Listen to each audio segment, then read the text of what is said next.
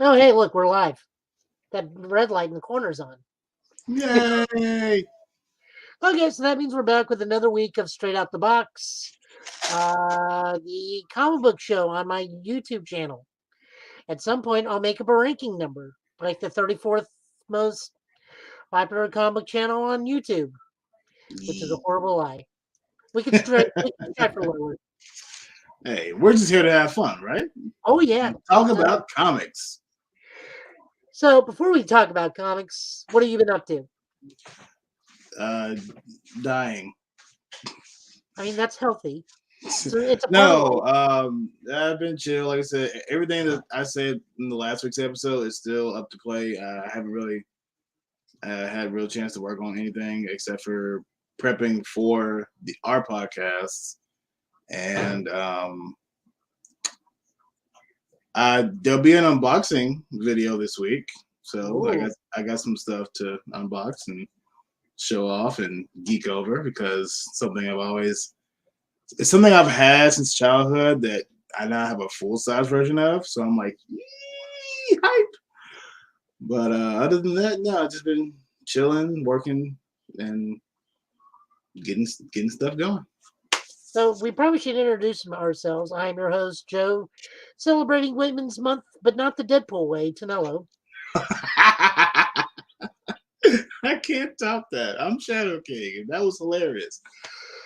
God bless you guys in Laser Time for teaching me how to introduce ourselves. Mm-hmm. I owe everything to you guys. So yes, this is Straight Out the Box. This is the pure comic book part of Get Bid. It's kind of the spinoff because we can only allow for 5 books, but there's more than 5 books that come out every week. Yep. So we will recap, say our thoughts, go over who wrote it, who drew it, and who colored it. And depending on if they are an actual person as opposed to a company's letterer, we may even mention the letterers. Yeah. The first 3. As for me, what have I been doing? Well, the channel actually got 2 Digimon deck profiles this week. Nice. Which is amazing because haven't had time for that. 1 is the classic method, and 2 is a new style which I tried, which hopefully we'll be using that going forward because it sure beats me putting out little cardboard cards in front of really poor lighting. And now there's a deck building program, so we can run through that.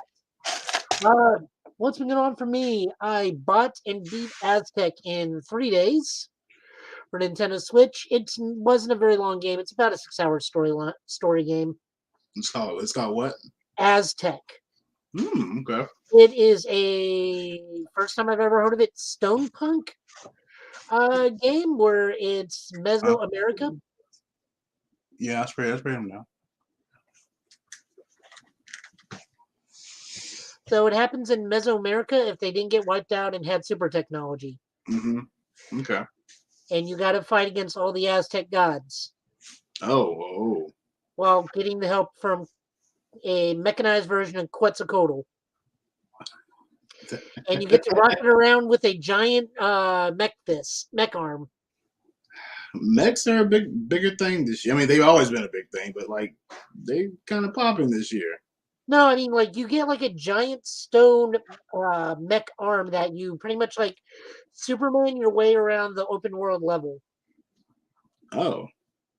It's really fun, but like I said, it's also very short, it's an indie game, so not a lot of voice acting. There is some voice acting, but not a whole lot.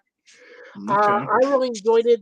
I would equate this to, like, a Blockbuster rental, like you pick it up to have some back in the day, yeah. Okay. I mean, graphically, it's not going to amaze anybody. It kind of looks like a high-end PS2 game, kind of around the dot hack times. Okay. Just not a bad thing. I'm not saying anything bad about it graphically. Yeah. Other than that, reading the books that we are covering today, and before we get the Batman.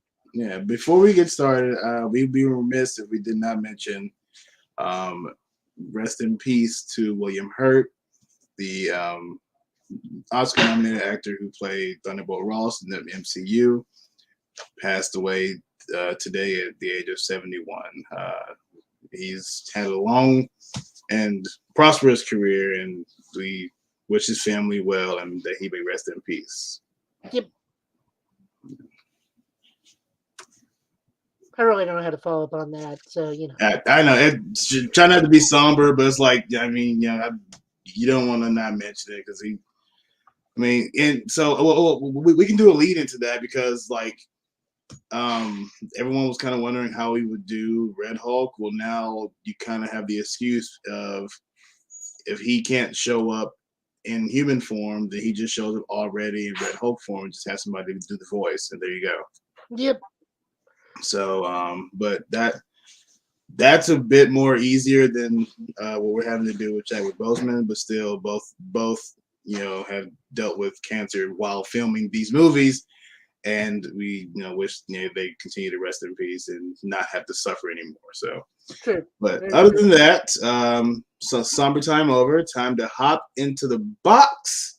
Oh and yeah, get these comics rolling. There is a ton of superheroine books out this week. I mean, rightfully so. It is Women's Month. So, first up, we got Strange. This is written by Jed McKay, art by Marcelo Ferreira, colorist by Jada Targila, and I'm horrible with that name, with help from Philippe Sabiro, and also inkers Don Ho and Roberto. I can't tell that's Pogi or Dogi. I'm going to go with Dogi. Doji. Mm-hmm. So the long and short of this follows up the death of Doctor Strange. Right. Clea is now claimed the title, and she is now the new Doctor. She is now the new Source Supreme, and as soon as that ends, she gets a knock on her door, and it's Doctor Doom. Like legit, he just like straight up hops up onto her stoop, knocks on the door, and goes like, "I want the title." Oh my god! And she's like, "Well, first off, Victor, please come in." Right, like hi, how are you today? And she's not even really dressed. She's using the cloak of levitation. It's just like a house robe. Oh my god! And Victor's like, "Victor's pretty much just frozen. If you give me that title, woman." Oh my god! It's like, you haven't earned it. It's not technically yours to take. And Cleo's like, "Well, my husband was the Sorcerer Supreme, and ergo, as a Strange is Sorcerer Supreme, I am superseding that title by being his wife." Boom. Dr. Doom, of course, is being his normal self. So being a giant crybaby is like, "That's not how this works. I'm going to go talk to the Vishanti." And then Cleo's like, "Oh, please, go. Let's go talk to the Vishanti. Let's go tell you, please, regale with all the stories of that you did nothing during all the time Stephen had to save the world from during magical causes, and you sat on your butt in your throne in Latveria. Please, let's go talk to Vishanti right now." Got him. Pretty much. Got him. Like, "Well, I'll be back." I love it. After that, we go talk to Wong. Then Wong and Clea go to a magical marketplace, which is invaded by some sort of anti-magic assault group, where they're all in tactical gear with like cold iron bullets in their Uzis and assault rifles. Go up the marketplace and unleash a demon via a grenade. Okay. To which Clea immediately deals with it, and those men do not live a very long life because people who are not too familiar with Clea is the niece, not only the wife of Doctor Strange, but the but niece the of niece of Dormammu. Yeah. And also that technically also makes her Doyle from Strange Academy's cousin. Huh. Okay. Yeah. It is Doyle Dormammu. Doyle is the son of Dormammu. Oh my god. Good kid. But yeah, so we go through that. After that's done, we have a little bit of downtime. Doctor Strange's Spider-Man loving and ghost dog Bats asks her what she's gonna do next, and she's like, "Well, clearly, sweetie, we're gonna resurrect Steven." Oh, And then after that, another little event occurs where she senses something off in the world of magic, and she goes to investigate because someone is resurrecting. So of course she immediately thinks, "Oh well, Steven's already back." She meets some new dude, which I guess is going to be one of her villains, the Harvestman. huh. Unfortunately, one of the worst people to resurrect is starting to resurrect, and it's of all people, Thunderstrike. So we get to see a zombie Thunderstrike rise from the grave. Um, why are they trying to make Thunderstrike relevant again? I think he's just there because we know Thunderstrike's a throwaway character, Okay, so it'll be a one and done. okay, that makes more sense. Not that if you are a Thunderstrike fan, uh, good on you. Go your character back again. For those of us that were around for the Thunderstrike era, Yeah. we said Oh what we boy. said. Oh boy. Oh man. Jumping on over because we're going to be all over the place tonight in terms of comics. Yes, let's keep on moving. So next up, we're popping over to DC for Trials of the Amazons Part 1 and 2. Uh, we are trying to decide who's going to be the new champion of Themyscira and what tribe will be the ruling tribe over all the tribes of Amazon. So, uh, meanwhile, we also are dealing with some of the fallout from the Nubia and the Amazons book, mostly that Medusa Hmm. has been cured and is returned to the island of Themyscira under protection of Nubia. Oh. Uh, Hippolyta is also returning from her duties in her book in the Bendis Justice League book Hmm. because this is her wife, Philippus, which I did not realize she was married to Philippus. Wait. What? Huh. Okay. And you may want to switch to your mic only, dude. Yeah. Hang on. Yep, no worries. Close my door. Tom Brady? That's LeBron James. Tom Brady should have looked. Tom Brady. Yeah. Forgot all the fucking. Okay. Hang on. No, LeBron James is going to play with them. Okay. Better? I don't know anything about it. No, I Hello? still hear stuff about LeBron James. Yeah. That's yeah. Yeah. It's my door's closed. It should negate some of it. Let's keep it rolling. Okay, anyways, the joys of being live. Yeah. Anyways, yeah, so the tournament is being held in Themyscira. So we pop over to the Boston Embassy for Mhm. Themyscira, where the Bon Mingdal goes to the portal. The Themyscirian Amazons that guard that thing is like, yeah, you guys can come in, but you're leaving the weapons. Oh. And Bon Mingdal is like, no, you're welcome to try and take them from us, but there is no technical rule that we have to leave our weapons when we return to Themyscira. Oh And wow. for those unaware of what the Bonamingdal are, is they are the more warlike thing of the warlike arm of the Amazons, where while they do not entertain the world of man, they have no problem obtaining the weapons of the world of man. Oh. So if you see an Amazon with a shotgun or an Uzi, that's a Bonamingdal. That's awesome. That's also the group that Artemis rolls with. Okay, you know what?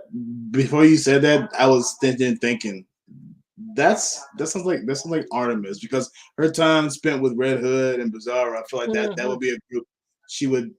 So yeah, that makes perfect sense for her to be part of that crew. Now, Queen Faruka is the queen of queen of that arm, and as soon as they step on the island, she just starts throwing shade at everything. Oh my god. Like she gets right into Nubia's face, gets right into Hippolyta's face, and just starts throwing shade about every little thing under Themyscira. They're behind the times. They're not acting in the best interests. She'd be running this place and getting this in gear like you wouldn't believe. And then she meets up with Diana, and well, everybody. Let's just say everybody gets along with Diana. You Mhm. think then Faruka and Diana are going to go at it because they're like head to head and stuff. So then it's just a big old laugh fest between those two. So they're overlooking the stadium that are going to have the trials, and then Yara Floor drops in. Oh. And Yara and her squadra, which are the actual Amazon South American Amazons, Mm. along with Donna Troy and Cassie Sandmark, who are now part of that one, are there. It's like, hey, we're here to participate. We want a seat at the table. No. Oh, okay. And Maruka just like gets up in there. It's like, nah, we don't need you. You don't have a say at the table. You don't have a say anything. Go back home. The Oh one my where god. Jerry the Pegasus tries to take a bite out of Faruka, and Yara's like, "Don't do it, Jerry. She's not worth it." What the hell? This sounds like So, a hilarious book. it's good. Well, I mean, I'm citing some of the more humorous stuff, but ultimately, it's divided into three camps. So the Themyscira Lions, the Bangmingdo Wolves, and the Esquada Jaguars. And all Oh really my the god. Esquadra one is just to be recognized as Amazons and be able to travel back and forth to Themyscira as they were used to, as well as reunite certain people from the tribes that were that once separated when the tribes split, when all the Amazons split into their individual tribes. Towards the end of the book, we find there's a murder mystery that's happened because someone has assassinated Hippolyta. Oh. Okay. So we jump right over into, and then we'll go into who writes this. We Mm-hmm. forgot to do that. But the reason we didn't do it is because Ooh. this is a very large group. This is one of the largest. This is the first Wonder Woman crossover event since the disastrous attack of the Amazons. Oh. Oh. Oh. Yeah, there's a reason why there hasn't been a Wonder Woman crossover event in a while. So Before you go, I like the art of this. This is really yeah, cool. well, there's a large cavalcade of writers and a large cavalcade of artists. So this is being written by Becky Coulihan, Vita Aaliyah, Michael W. Conrad, Joella Jones, Stephanie Williams, and Jordi Belair. My favorite of this is the Yara Floor artwork done by Joella Jones.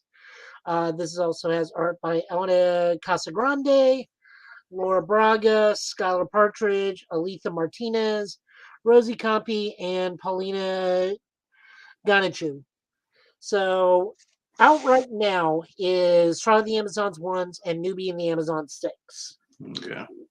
And jumping over into Newbie and the Amazons, we are going to start looking into things. So now they're saying, well, Hippolyta has been murdered, has been assassinated. We should probably hold off on the games. And uh, Newbie's like, no, we need to advance with this. We'll also get to the bottom of this too. We already have our investigators. We get the funeral for Hippolyta. Mm-hmm. We do see that Wonder Woman does recognize Philippus as her other mother, which is nice. Um, and then we get like this one small scene with Nubia and Medusa because Medusa's very uneasy about this because she's like, well, everyone's going to suspect me, obviously. Right. Meanwhile, the Amazons that are guarding the door, the dark door, down below in the bowels of Themyscira are being joined by the Bonamingdo and by the Esquada. And just various things are happening in that door to the point where they are boarding it up and sealing it off.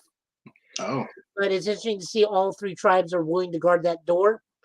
The Bonamingdo Amazons are, of course, really pushing buttons across the island. The Esquada are just kind of like, it's really nice to be home. And then Wonder Woman just like busts on in to Newbie's office, like, yeah, we're gonna find out who killed my mother. Like right now, we're gonna use lasso of truth on everybody. No. Uh-oh. So this is a good start. Artwork is very good across the board. Um, if you've been paying attention to comics, you kind of know what the conclusion to this is already Uh, because you know who the new Wonder Woman is. there's another new one. Well, it's Yara. Okay. Oh, okay. Okay. Yeah. So we kind Okay. of know what the conclusion of this is, but we get to see how it happens, which I'm looking down for. Plus, I just want to see more of Faruka just like tossing shade as these games go on. Nice. Okay. Moving right along, we got Batgirls number 4. Unfortunately, DC does not really like to have a credits and catch up page, so apologies for the artwork here. This is written by Becky Kalunin and Michael Conrad with art by George Corona and colors by Sarah Stern. Uh, Honestly, this is just finishing up part of their first arc. Uh, Barbara is trying to kick out the seer from her computer network Hmm. while Cassie and Stephanie are taking on the tutor, which is like their lesser version of the scarecrow who deals in both fear and hypnotism. Oh. They deal with him, and then we learn that he's not the big boss. His big boss is the new Spellbinder, Oh. which is Wait. interesting. Yeah, that's the interesting thing is that Spellbinder, who was originally a Batman Beyond character, is now a Hmm. standard timeline Batman villain. I mean, it makes sense to pull from there since we haven't really got anything new with the Beyond timeline. Well, in a while, anyway. Yeah, they're rebooting that book soon, and I don't mind this being the new version of Spellbinder, especially No, if it's no, like the first Spellbinder, it makes sense. or at least the current in the line, and the one we got from the show was like a newer in the line. But it's not too bad. Hmm. I don't see anything too wrong with it. At this point, honestly, though, I'm reading more the book for the artwork than I am the actual story. Okay. I mean, Uh, well, in some instances, I do that too. To be really honest with you. I mean, it's not that it's disinteresting, it's just that the Yeah. artwork is capturing me more than the actual story. Yeah. Moving right along, we got Superman Son of Kal-El. This is the second half of the two-part of the Nightwing crossover. Nice. This is written by Tom Taylor, art by Bruno Redondo, inks by Bruno Redondo and Wade von Grobinger, and courses Arredondo Lucas. World's Finest Sons Part 2 and 2. Um, they're looking into superhero murders because we are seeing various superheroes being murdered. We learned that this is being done by other members of President Bendix's new version of Infinity Inc. The Rising. Okay. They try to assassinate Dick Grayson right off the bat. It doesn't work because John's there. Uh, some of them try to fight John. Someone was stupid enough to headbutt him. Out. And then Dick Grace is like, "Yeah, we're gonna interrogate the dumb one." That's great. I love it. I mean, seriously, so even Dick Grayson was like, "Seriously, who but Superman?" Oh my god. Oh. Upon trying to interrogate him, though, President Bendix suicide squats the dude and makes him blow up. Oh. So Dick and John go back to John's house. Dick talks to Lois about, hey, you need to be the new voice of the group that John's rolling with, the Truth. Meanwhile, John's boyfriend breaks into the conversation literally by kitty priding himself through a wall while John and Dick are in John's room because, John's having to deal with remorse of somebody else has died in front of him and he didn't save him.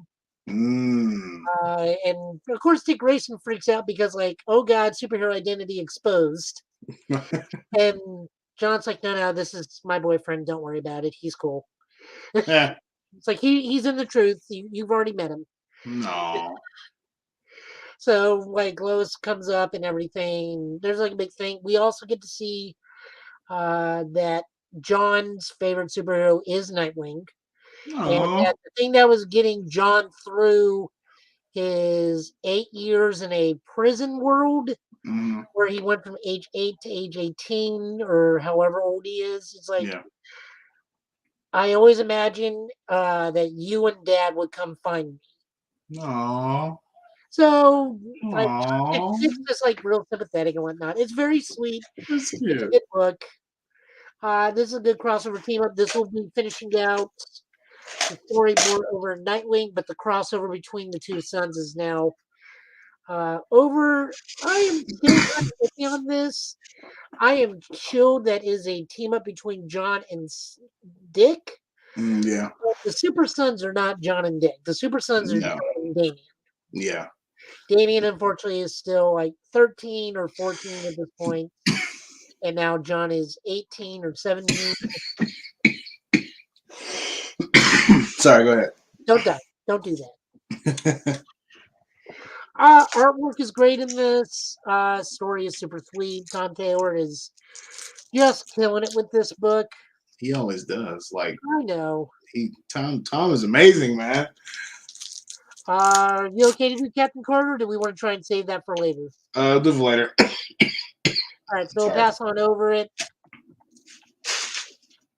Up next, we got Spider-Gwen. Into the Gwenverse. This is written by Tim Seeley, art by Jody Nishijima, and colors is Federico Blee. This is the Gwen Stacy event, which is kind of weird. The long and short of it, in the far future, the world is running basically on memes, and the villain for this is called Finale, whose ultimate goal is to use a time travel machine to live the lives of various superheroes and make memes out of them.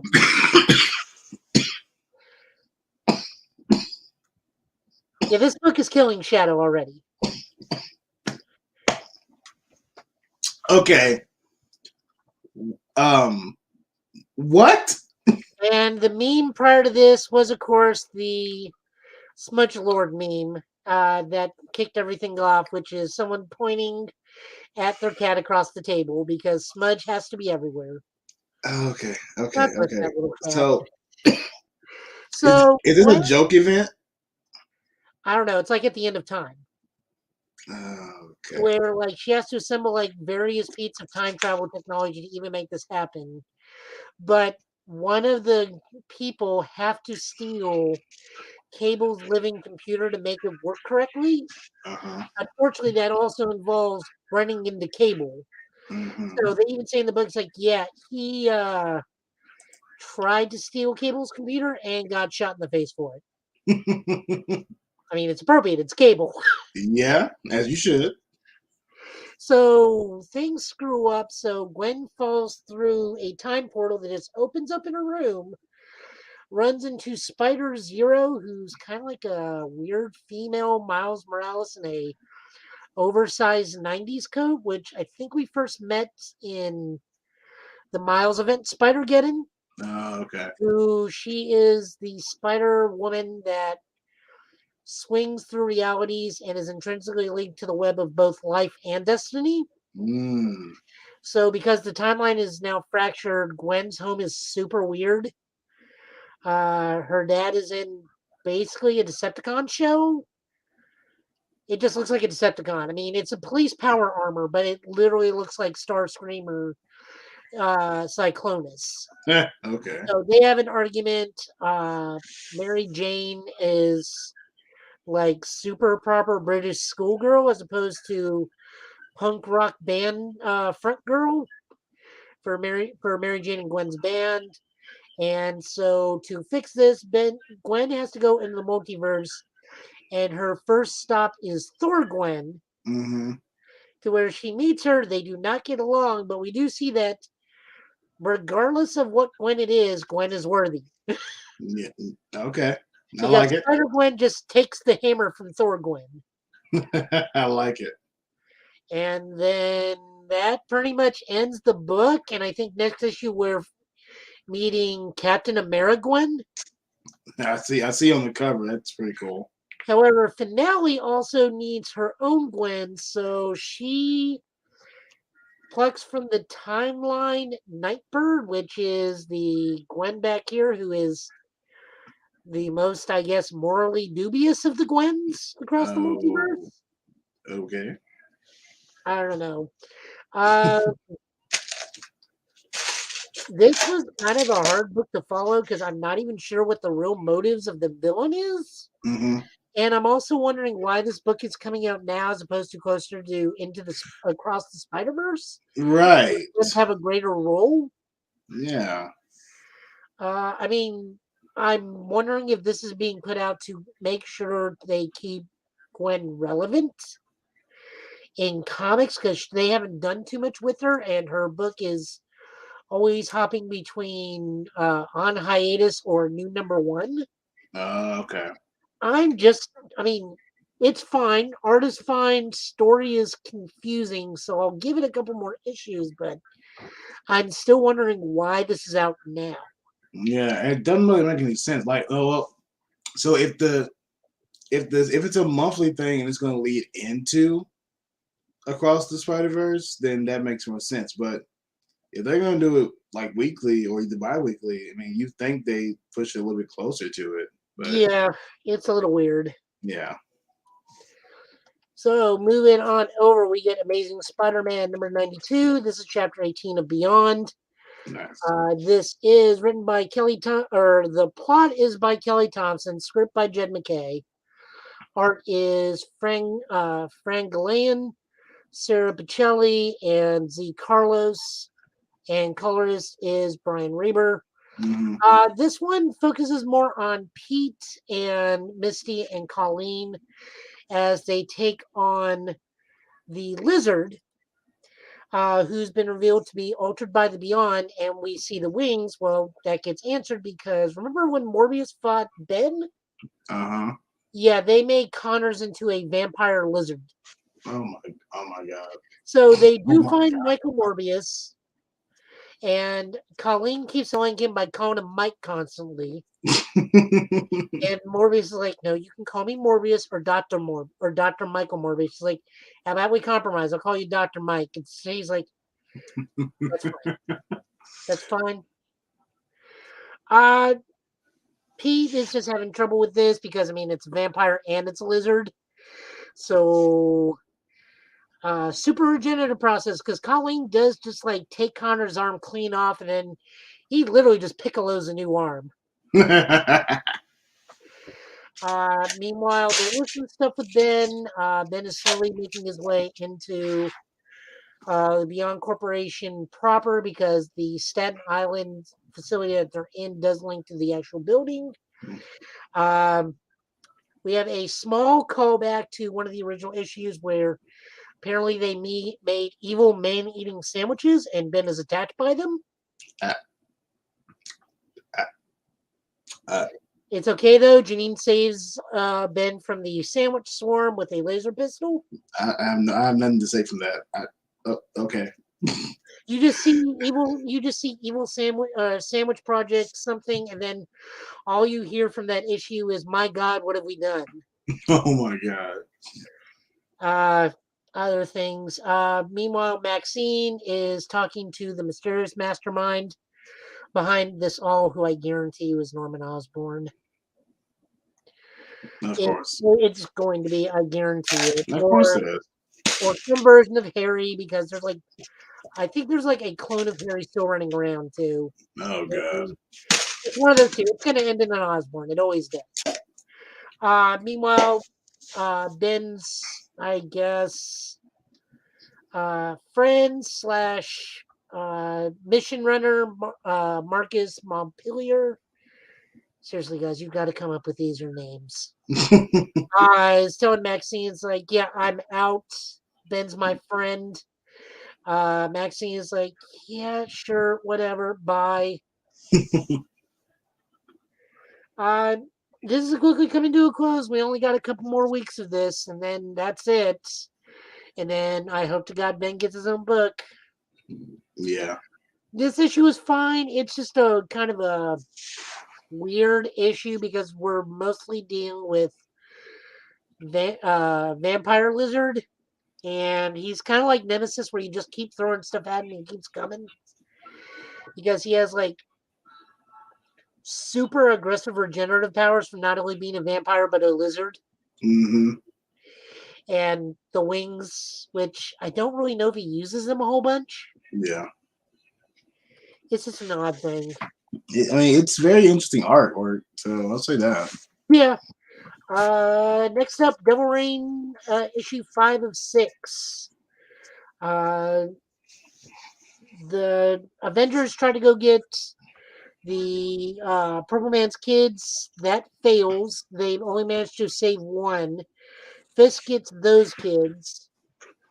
Meanwhile, Otto gets turned on by his own own Ottos. The Wolverine Otto, Ghost Rider Otto, and Hulk Otto, because Fisk is now using Purple Man and the Purple Man's children to turn everybody in New York is now under his control. Oh.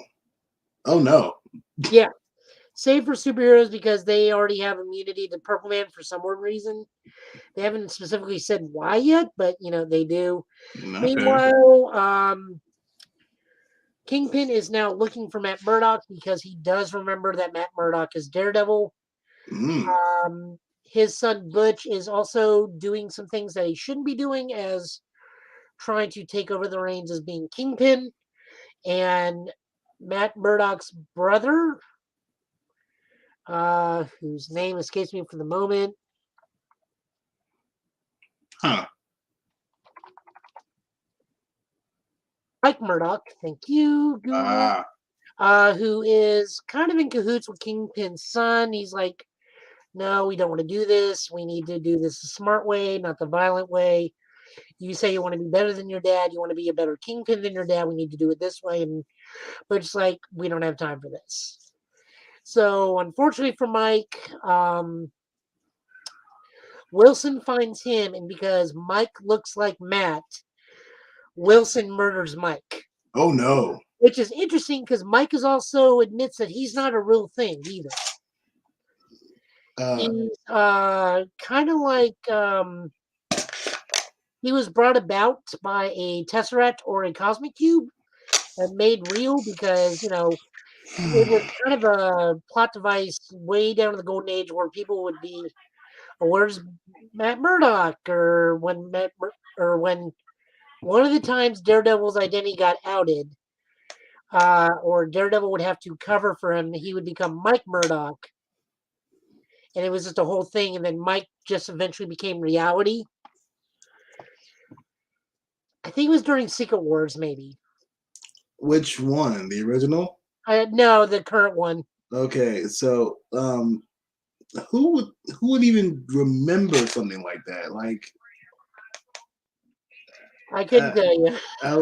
I mean, if it works for the story, cool. I mean, he got popped. He's not real, but I mean, until you said it, I didn't know Matt had a friggin' brother. But now it makes perfect sense why he didn't in the first place. Okay, cool. That's something. I'm so confused. Yeah, no, don't be. You're fine. Fell asleep. Where is it? Someone explains it really easily. Anyways, so Wilson finds Mike thinking it's Matt and just pretty much into the Spider-Verse and just beats him to death. Thinking he's killed Daredevil, and one of the news reporters just walks in seeing Wilson covered in blood and the body of Matt Murdock beneath him. Oh. So that's where the issue ends there. Oh.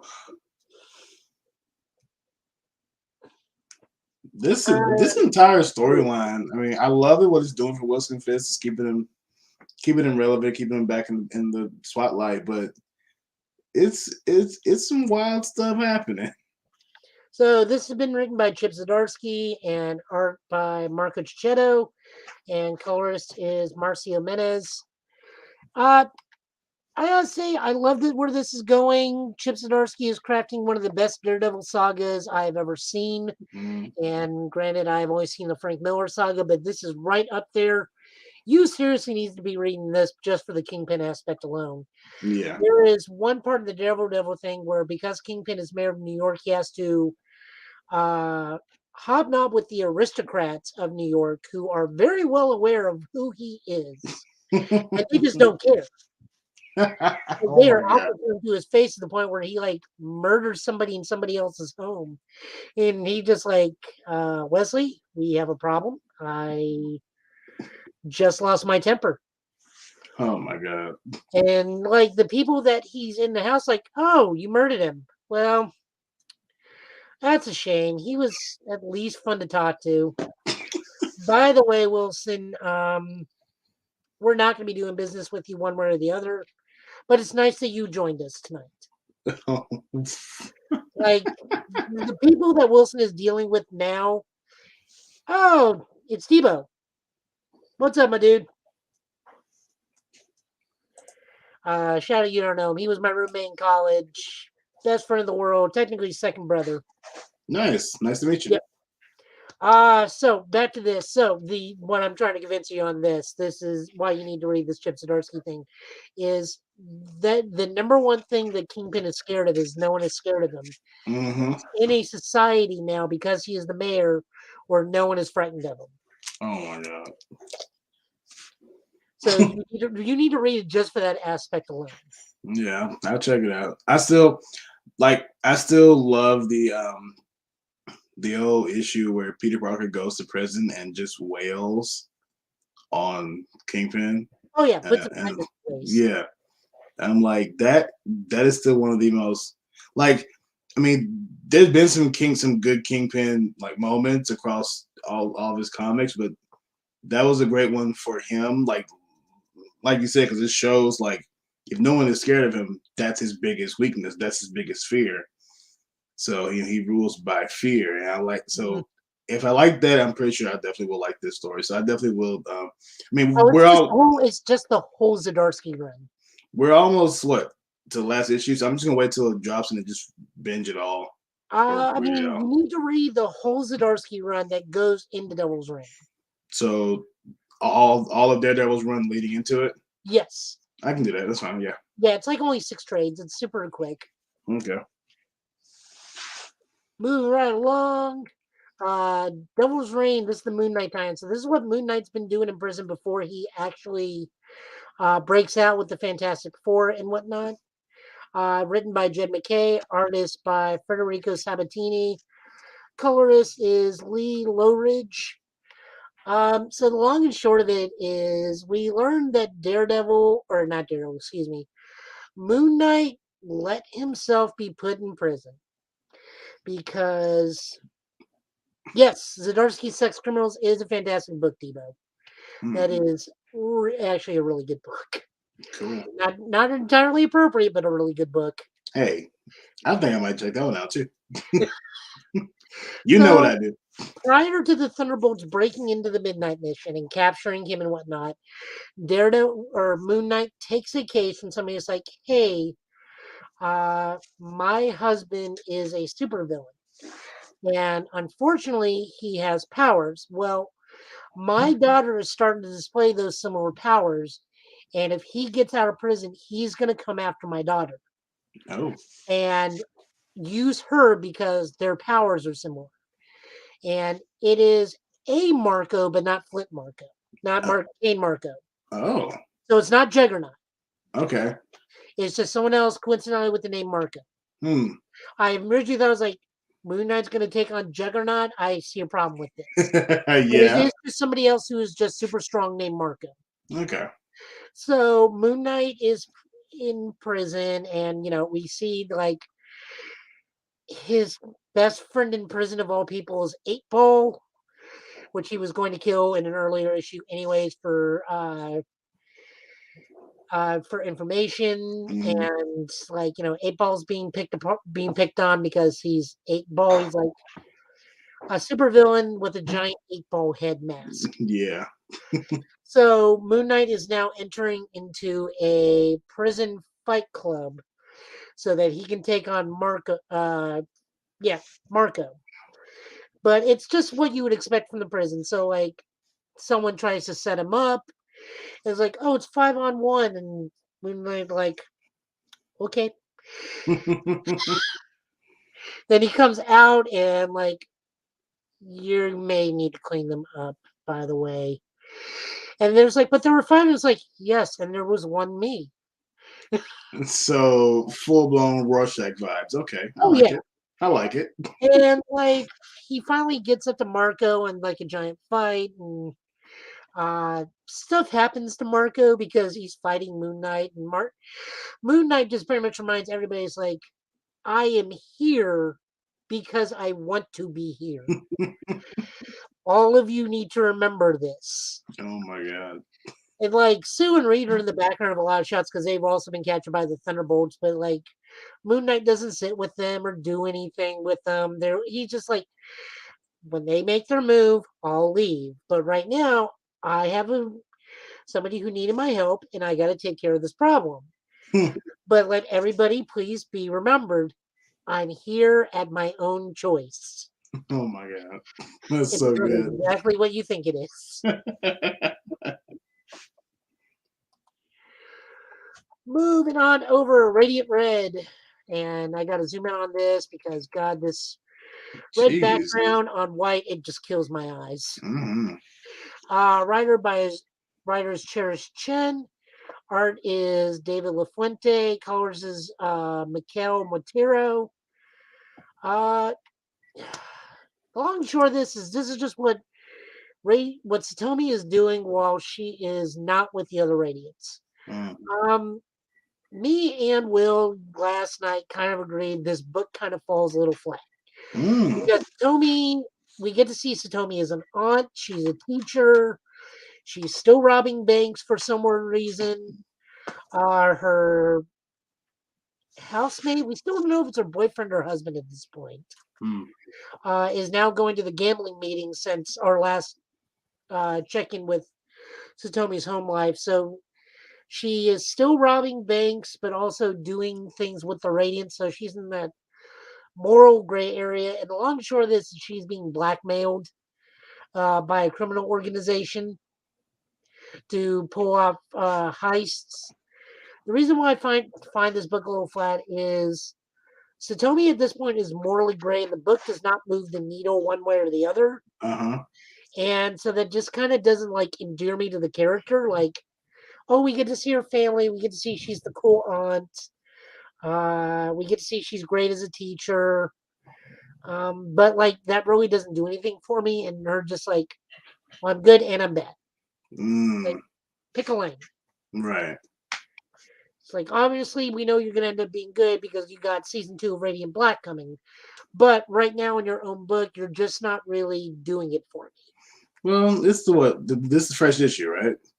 Yeah, which is why I'm not like Yeah. dumping it right off the bat. It's just this was a very kind of flat introductory issue to Yeah. expand on Satomi. Okay. Well, we'll see what comes of it. How many issues are we getting for this? Like, I think it's 1 of 5. okay. So yeah, it's a little mini series. I think we might be pleasantly surprised. You know. Yep. Moving on over, we got Women of Marvel #1. Nice.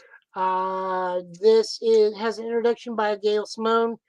The majority of this book is actually Black Cat because Black Cat and Scarlet Witch right now are two of the most popular female characters in Marvel. Really? Yes, Black Cat is getting a lot of attention right now because of Jed MacKay. Because Jed MacKay right now is getting like a lot of work across different titles. If you Mhm. haven't noticed, Yeah. we have like 2 or 3 Jed MacKay books Yeah. every week at this point. But Black Cat is starting to become very popular. Good. And Scarlet Witch is at this point, and I'm saying this, and this is my hot take, but at this point, I truly believe Scarlet Witch is Marvel's Wonder Woman. Interesting. More people know about her. She has her own TV show. We see her in movies. We're seeing an outcry for more of her. We're seeing a lot more of her in books. she's just gained so much more popularity that she is one of the most synonymous women in Marvel. Like they were trying for Carol, Yeah, but we got yeah. Wanda. And you know what? I'm happy with it. Black Cat is just really popular in the comics because of Jed McKay. Nice. So that's And really he has cool. done a fantastic job in doing that. I Nice. went out and bought the whole Black Cat series.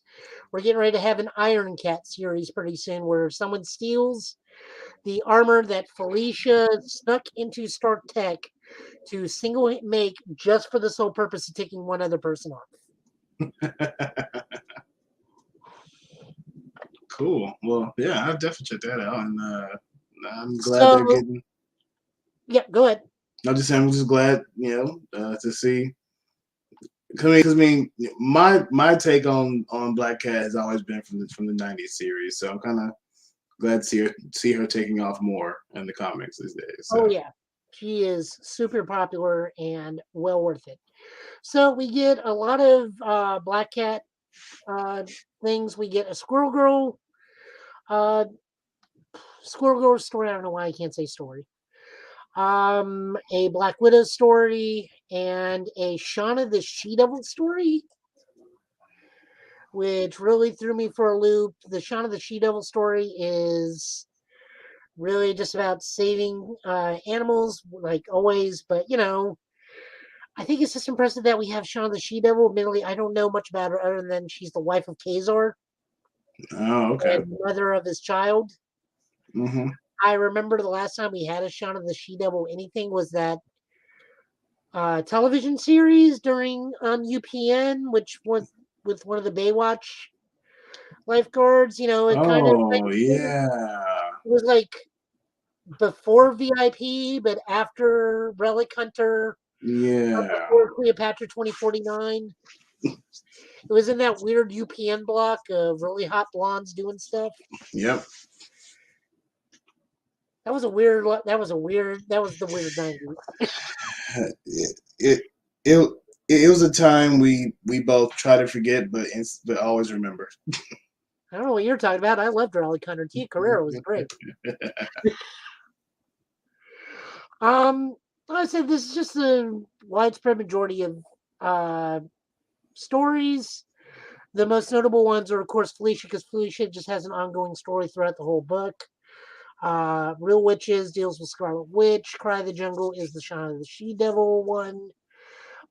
Combfoot, I believe, is the Scarlet or not Black Widow one, and Showing Up with Jordy Belair is the Squirrel Girl one. Cool. It's fine. Popping on over back to Captain Marvel, that is book 10. Yeah, you can go ahead and do it. I'm Not still Captain reading. Marvel, Captain Carter. I'm still reading Mighty Morphin. I'll catch up Captain Carter in a little bit. So Captain Carter is written by Jamie McKevie, artist by Marika Cresta, colorist by Eric Arceniga. I hope I'm saying that right. Nice. So the long and short of this one is this is a third Captain Carter, supposedly.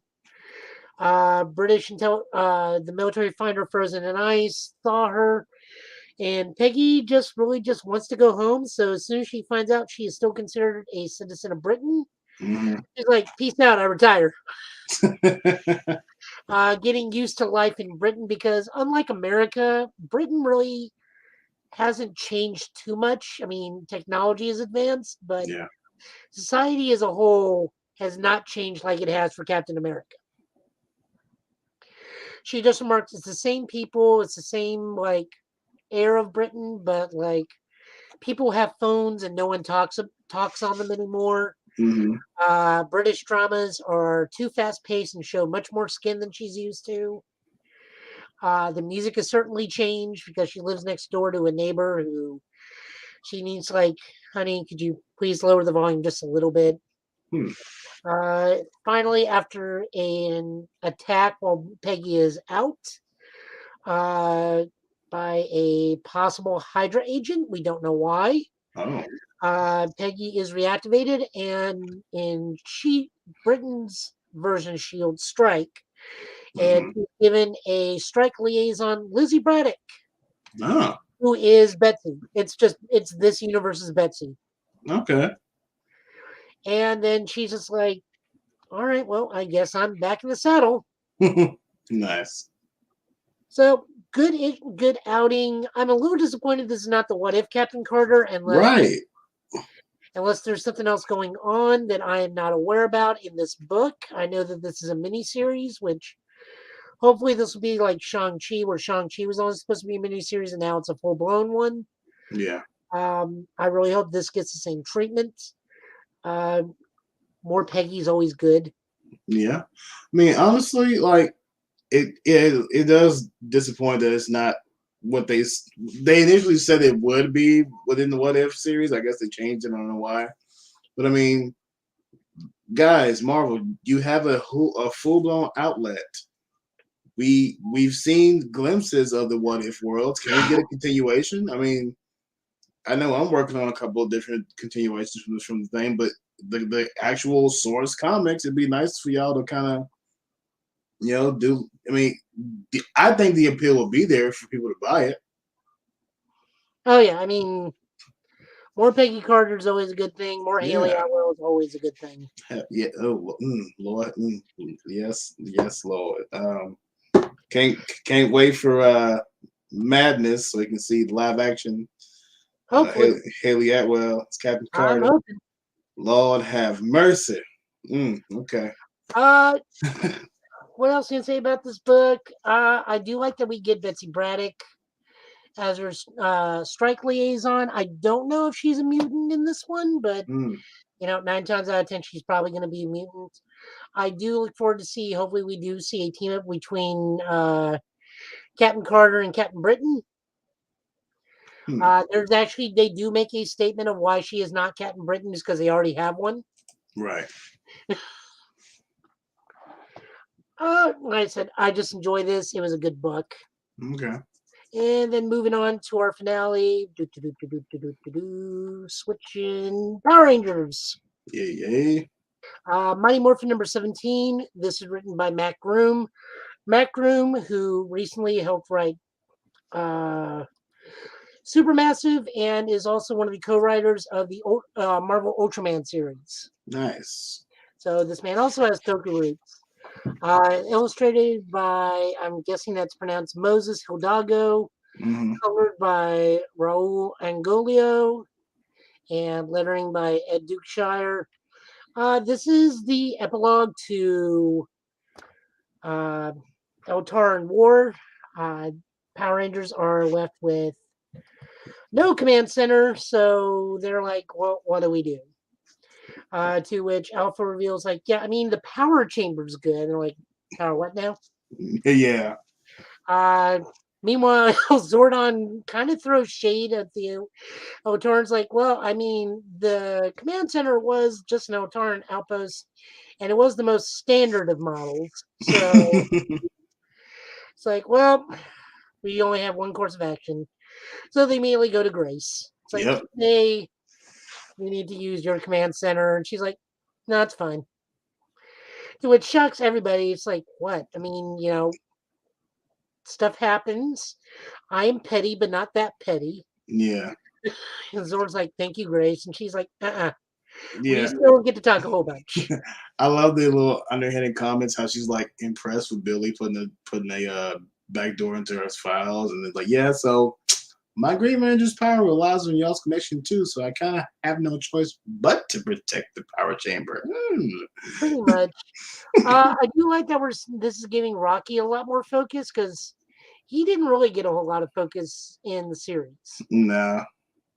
Not actually, even when he was the Blue Ranger, I don't think he got a lot of focus. He had a couple episodes. I just rewatched a lot of Zio like a couple weeks ago. So I mean, he got like a couple focus episodes, but it was really clear that Adam had been bumped to second command in the Zio series. So he did kind of get pushed back and relegated. And then of course the one episode where he almost messed up and destroyed the world because he got jealous of Jason being back. So couple episodes of focus, but not anything too significant. So Yep. So the long and short of this one is the Rangers got to go find another command center. So they're Yeah. just going to go hijack a whole building, I guess. So they leave, and Rocky stays behind because he's like, well, someone's got to do it. And then the Green Ranger stays behind. So we get I guess Power Rangers is going to be a buddy comic between Matt and Rocky. Not 2 Power seconds. while the other Power Rangers just go like Yeah. tripping through the universe. Yeah. Not an Not option card, right? yeah, not 2 seconds after the Rangers leave, Rocky immediately gets blasted by what looked like Machine Empire knockoffs. Well, it's from uh King Mondo's nemesis, King Archidon or something like that, which is Armadon or something of yeah, the which is Automaton Empire. Machina's father. And of course we learn in the Zeo Oh, it is series. Machina's dad. Yeah. So in Zeo series, Gasket, the reason Gasket was cast out was because he married Machina, who is the daughter of King Archidon, whatever. Hey, I have it right here. Let's see. King Aradon. Okay, so yeah, so I feel like the next little setup, the little villain, the Devil fight will be this little mini machine empire that's going to try to take advantage of Zed kind of being out of commission for a bit and Zordon being gone.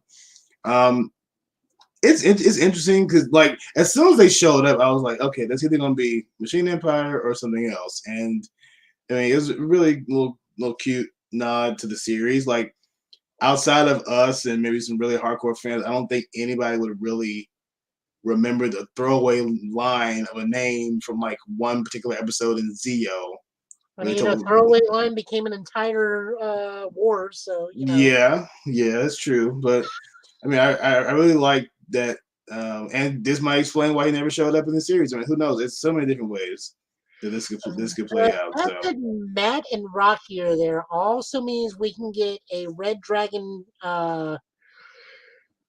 Mega Red Dragon Zord combination. this is true. I really love that the comics play with combining Zord. Like to this day, my favorite is the Grave Zord Megazord combo. Like I know he just had the White Tiger Dragon. That was cool. Don't get me wrong.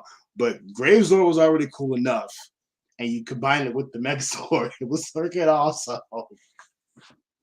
But I'm trying to think of what that would look like, and I mean, it still kind of technically goes with the Chinese motif because of the Thunder Zords. He would just have like the giant tail, the spinner tail on his polearm, Yeah. and have the chest cavity as a shield, So while having like the Dragon Zord draped over him like yeah. armor. I It mean, would it would if you're thinking about it, it could resemble Gokai Silver's Megazord a little bit with the drill arm and stuff like that. Like I feel like it would kind of resemble that almost. oh, they better not call this Arc Double Dragons.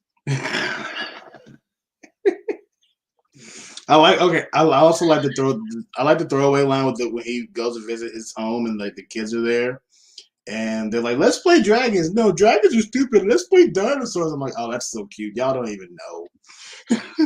It's just so cute. I do like we are giving a broader focus to Rocky. I Yeah. wonder how much further they're willing to take this because we are slowly got to be moving into the Jetty stuff soon. Yeah. I don't think so. Are we going back to Mighty Morphin Power Rangers, or just Power Rangers done, and Mighty Morphin will be the only ongoing for right now? I think, well, we have Mighty Morphin and we have Universe. Universe, and then we have Power Rangers versus Godzilla, which that's its own thing. Yeah, that's coming out. I mean, So I don't know what their plans are after this because I know Matt Groom is now taking over. So we had Kyle Higgins, we had Ryan Perot, now we have Matt Groom. I mean, the only other thing we can do is the Dead Lucky's writer, Melissa Flores, who I talked to a little bit on Twitter. She may get a chance at this book if anything is going. And okay. we're looking at supermassive creators doing stuff. So, Yeah.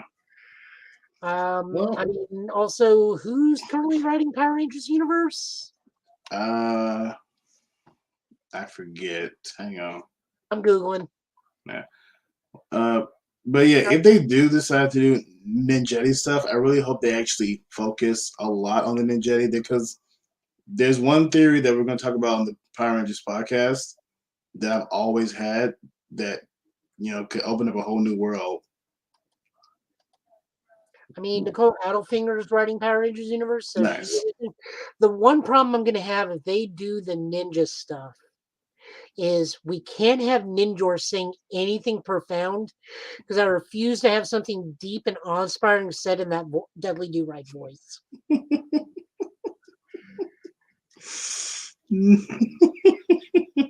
Oh my god. Wait. Did they? I'm trying to remember if that little live action Legacy War little mini movie, if they actually had his do right voice in that. Did they? I don't think they did. I don't know. I don't know what that is. Yeah, but I mean, if Ninja let Ninja have his fun, he can say what he wants. I mean, if they want to do it, they could combine both the the not Zordon wife. Dulcia. Thank you. No, not Dulcia. What was in the Ivan Ooze movie? Dulcia. Oh, was that her name? Yeah, that was her name. Okay. Yeah. So I thought Dulcia was the one from the twin sister for Divatox. No, that was Demetria. Okay, see, that's where I was getting confused. Yeah. Maybe they Also, do Dulcia or something. well, actually, you say that, and if they do bring both of them in, that'll be exactly what I did in mind because um, my Ranger universe is set in the '95 movie, but I also incorporate other stuff. And I plan on having so in the movie where she leaves them to go on their journey and they find the ultimate power. Mm-hmm. Well, same thing happens. She gives them access to their ninjetti forms, and they go on the journey. And when they get to the temple, they fight the guards. That is what proves themselves to Ninjor. And Ninjor comes out with the monolith and gives them access to their morphin powers, which would explain why they have two separate forms outside of their regular thing instead of just in the show where it's like, oh, here's a form and then we're morphing. Now they have two different forms where one is strictly ninjetti, civilian powers, and the other is a morphed we're going into action form. So either way, I'm here for all of it. The comics have not let me down at all. I know you have your feelings about Beyond the Grid. I know you do. But I mean, it was fine. It was just super confusing at times. yeah, I still have not had a single bad experience with this entire run since the beginning. I'm really, really loving it. So I mean, the only thing that I question is where did the Sound Rangers come from? we're getting there. Maybe. Maybe. I mean, there's with what they're doing with Universe and basically explaining the Squadron Rangers or the Die Ranger suits. There's a precedent for them to do like mini series of other Ranger form. I mean, like the one shot where the Green Zeo, not Green Zeo, I'm sorry, Green Psycho Ranger was a member of an alien team, and he basically killed his entire team and joined Dark Spectre. I mean, stuff like that could happen. I mean, entire teams can be. Honestly, it'd be really cool. A really cool comic series which will focus on the villains. In like the early days leading up to the Mighty Morphin era, have several comics of like notable villains in the series led by Dark Spectre just wiping out Ranger teams across the universe. Like that would be a really, really cool comic idea. No, I see it. Yeah, so I don't know. That's just me. Just me throwing stuff out there. Hell, if they don't do it, I will. Eventually, maybe. But all comics this week were really great. I mean, you sold me on checking out several different ones. Like I said, I really check out Devil's Reign soon. Some great art. we got this week, and honestly, I mean, keeping it going, I haven't really heard anything negative coming out of comics in recent times. I mean, for a while we had a lot of like back and forth issues with you know writers and art and all this stuff, but I mean, I haven't really heard anything negative lately. It's all been just really chill storylines and good storylines. A lot of them are. Yeah, Like I said, the only thing this week that was questionable was the Gwenverse because yeah, I just don't know why that's out now. yeah. Unless it's just to reassure, hey, remember Spider Gwen? She's important. Batgirls is just there basically for the story, for the art at this point. I know we're Yeah. supposed to be another Miles thing where Miles is tripping through the multiverse along with his clone Shift. Oh god, he has a clone now too. Oh, they've already done the clone saga. It was done. It was actually pretty good. Okay. I'm so behind. So it's so much I need to catch up on and read. That's why I check out if I don't ever have a chance to read, I will check out channels like Comic Historian, Comics Explained. They're really really cool at helping me be able to catch up quickly, and then I will eventually go back and read on my own when I get a chance. So yeah, no, I'm pumped for everything that's coming out next. I mean, Captain Carl sounds like a really fun mini series, and um, how long is the Women of Marvel series? Is it like a one shot, or is it going to be like a couple It's of a one different issues? shot because every month they'll do like whatever the month is around. So we had like Black History Month, we had Voices of Okay, Marvel, then we had Natives of Marvel, Asians of Marvel, so on and okay, so forth. okay, that's cool. Well, I'll just check those out. Yeah, no, seriously, all great books today. Seriously, awesome. All right, so where can people find us? You will be at that con on the 20th, I'm assuming. Yes, me, myself, and the National Legion of Cosplayers will be popping by um, Mark Ballard's Nashville Comic Con. So it's something like that. I can't really think about it right now. My brain is really fuzzy from lack of sleep. But yes, we'll be out there the 20th. It's gonna be really awesome. If you're in the area, pop out and see. It's gonna be at Rick's Comic City. Oh yeah, no, you can find me there every 2 weeks. I'll be there this Saturday, buying a very large stack of books. A box, you would say? Yeah, box number 5. Good old box number 5, Nice. full of probably $100 worth of books. I wonder if they sold the. I wonder if they sold all the lightsaber ones because I went there one day and they had like a bunch of new lightsabers that came in, Oh no, I see and those all the time. There's like 3 of them down there. I told him they're I just want the box.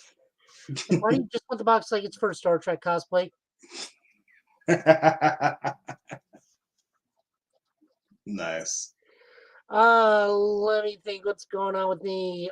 We are still streaming Horizon Zero Dawn, which I'll probably do right after this because I got nothing to do for the rest of the night.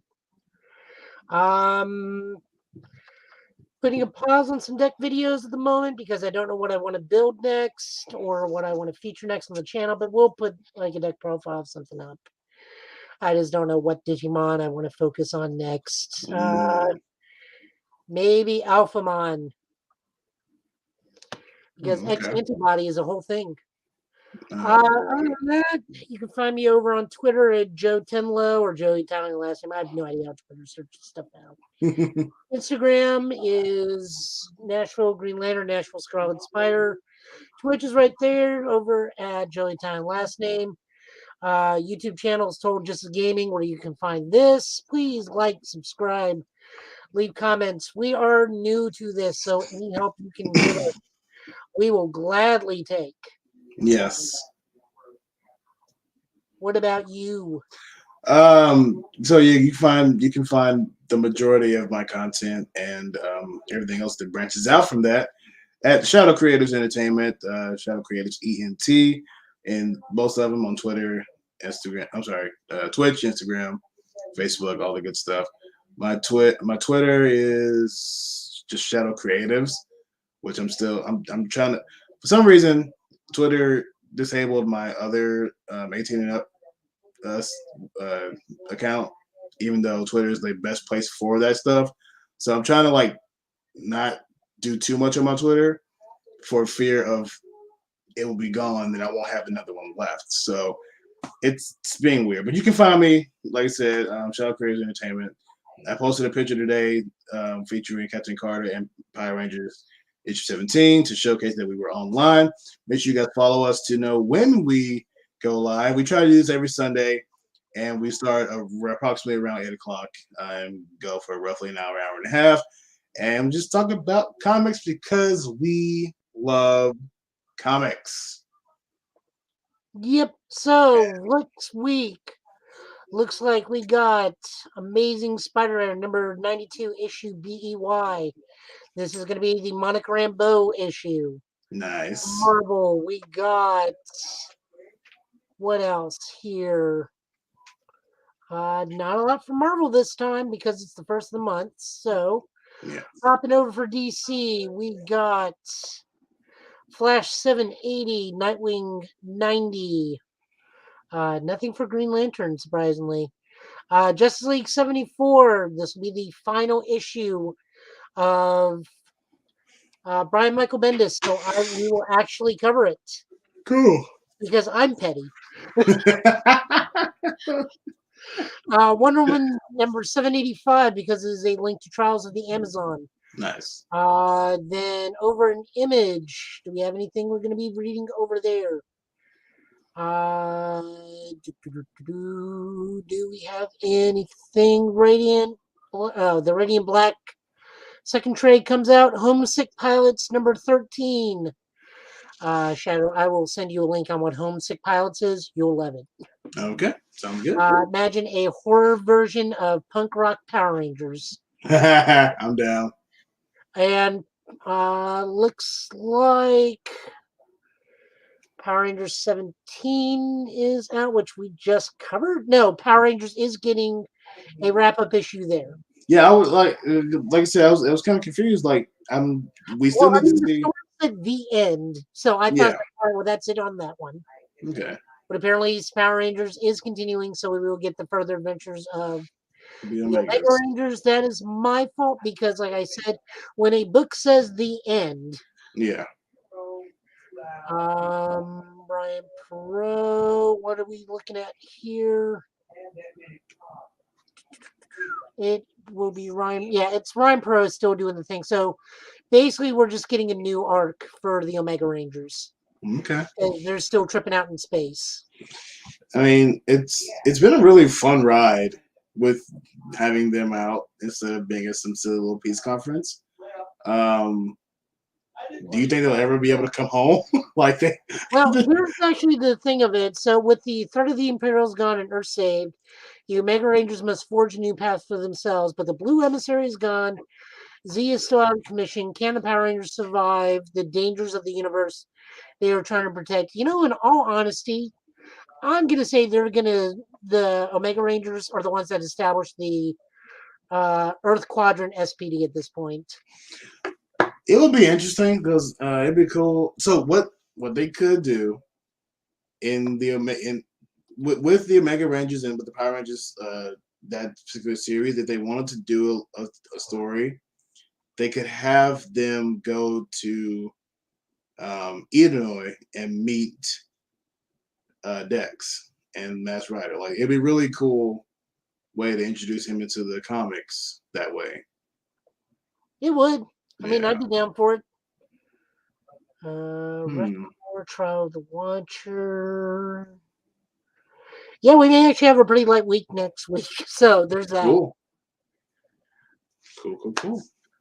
So that is what you can look forward to next week. We got a whole bunch of books.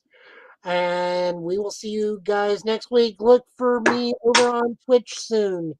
I'll be starting back up and figuring some stuff out over in Horizon Zero Dawn. And then in a couple weeks, we will take a break and start off some sort of new anime mech tactics game called Relayer. Nice. The only reason I'm playing is the battle animations look super cool. Nah, cool. So guys, you take care, and we will see you next Sunday. Peace. Later. See ya.